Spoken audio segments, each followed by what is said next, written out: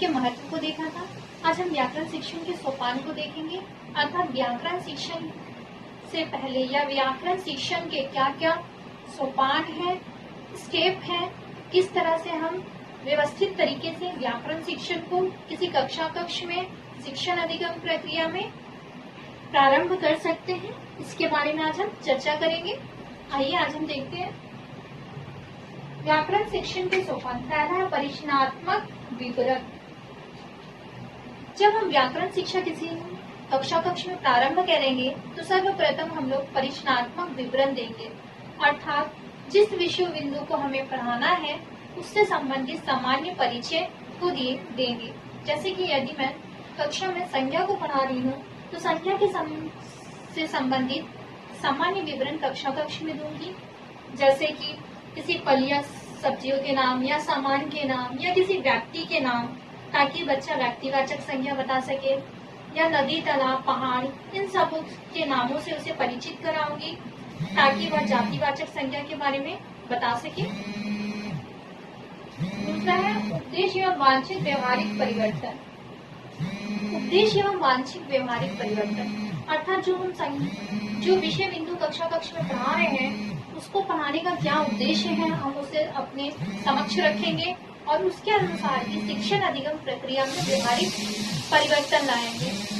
विषय बिंदु के आधार ही शिक्षक का व्यवहार होना चाहिए, साथ ही साथ उससे संबंधित भाषिक शब्दों का, भाषिक वाक्यों का उपयोग होना चाहिए, उससे संबंधित उदाहरणों का भी चयन करना चाहिए।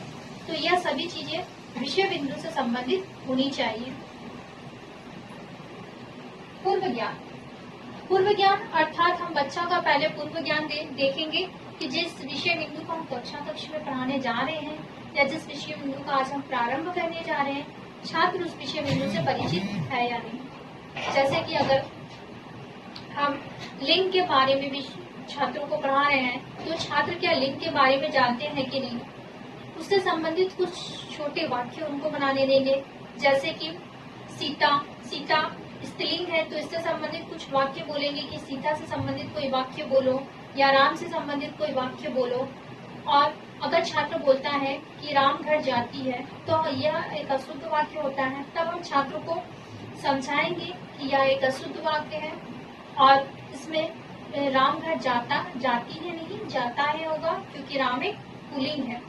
तो इस पूर्व ज्ञान को का भी हम जांच करेंगे कि छात्र का पहला ज्ञान स्तर, पूर्व ज्ञान स्तर अभी क्या है कक्ष में, वह उस विषय बिंदु को पढ़ने के लिए सक्षम या परिपक्व है या नहीं, और यदि वह उससे सूक्ष्म परिचित है तो उस अनुसार एक शिक्षण अधिगम वातावरण का निर्माण करेंगे और तभी अपने विषय बिंदु का प्रारंभ करेंगे।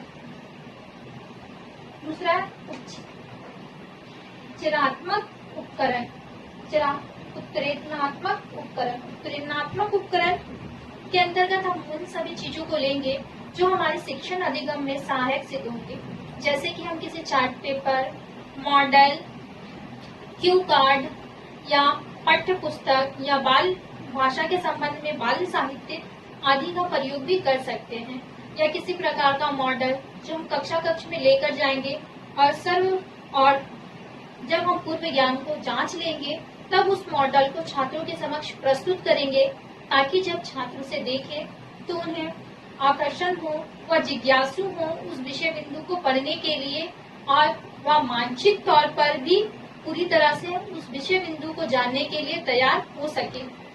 अपने मस्तिष्क के तौर पर और मन से भी वह खुश होकर उस विषय बिंदु को पढ़ने के लिए, प्रारंभ करने के लिए खुद को तैयार कर सके और तैयार हो सके।